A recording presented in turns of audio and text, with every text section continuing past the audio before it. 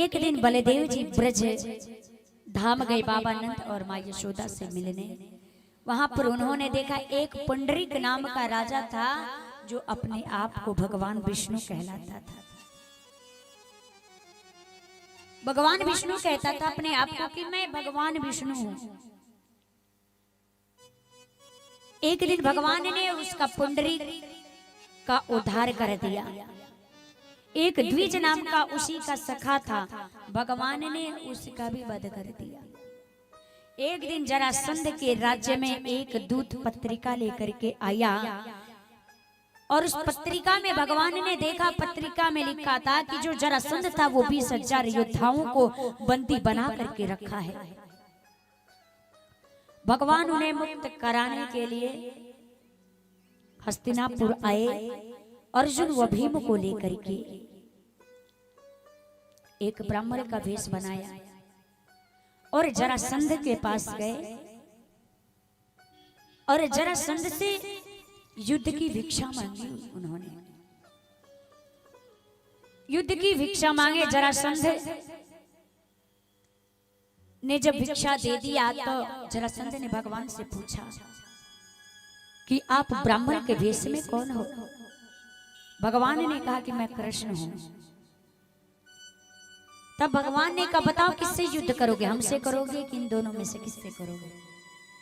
जरासंध ने कहा कि हे कृष्ण, तुम तो युद्ध करने लायक नहीं हो क्योंकि तुम रण छोड़ के भाग जाते हो, इसलिए तुमसे तो मैं युद्ध करूंगा नहीं। और अर्जुन मेरे समान योद्धा नहीं है, वो दुबला पतला है, इसलिए अर्जुन से भी मैं युद्ध नहीं करूंगा। हाँ, भीमस्तुल्य बलोम, भीम मेरे समान योद्धा जरूर है, मैं भीम के साथ में युद्ध कर सकता हूं। भीम के साथ युद्ध छेड़ गई। 27 दिन तक युद्ध चलता रहा। 28वें दिन भगवान ने भीम से कहा कि भीम तुम मेरे बल से युद्ध करो।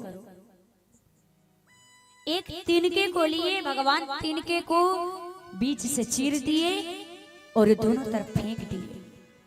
भीम समझ गया, जरासंध को बीच से चीर दिया, दो आधा कर दिया और दोनों तरफ फेंक दिया। फिर से जरासंध जुड़ गया।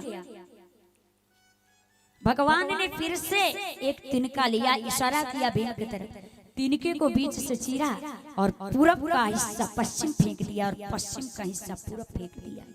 भीम ने जरासंध को बीच से चीर करके पूरब का हिस्सा पश्चिम फेंक देता है और पश्चिम का हिस्सा पूरब फेंक देता है, जिससे जरासंध जुड़ नहीं सका और उसी क्षण जरासंध की मृत्यु हो गई। प्राणांत हो गया जरासंध का, जो 20,000 राजा थे। उनको बंधन से मुक्त करवा करके भगवान लेकर के आए। सभी राजाओं ने प्रार्थना किया भगवान को कि आपने मेरे क्लेशों को मिटा दिया। कृष्णाय वासुदेवाय हरे परमात्मने प्रणत क्लेशनाशाय गोविंदाय नमो नमः। यदि आप किसी भी संकट में रहिए, कोई भी क्लेश है आपके सामने, आपके जीवन में कोई भी दुख है, यदि आप इस श्लोक को पढ़ते हैं, इस श्लोक का जप करते हैं, तो आपके जीवन का क्लेश दूर हो जाएगा, नष्ट हो जाएगा। ये श्रीमद् भागवत महापुराण के 10वें स्कंद के 73 अध्याय के 16वां नंबर का श्लोक है। कृष्णाय वासुदेवाय हरे परमात्मने प्रणत क्लेशनाशाय गोविंदाय नमो नमः। इस मंत्र का जाप करिए प्रतिदिन, आपके जीवन में कोई क्लेश नहीं रहेगा।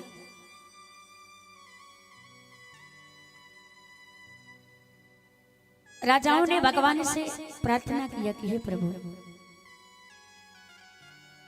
आपने मेरे क्लेशों को दूर किया। हे गोविंद, हम आपको बार बार प्रणाम करते हैं।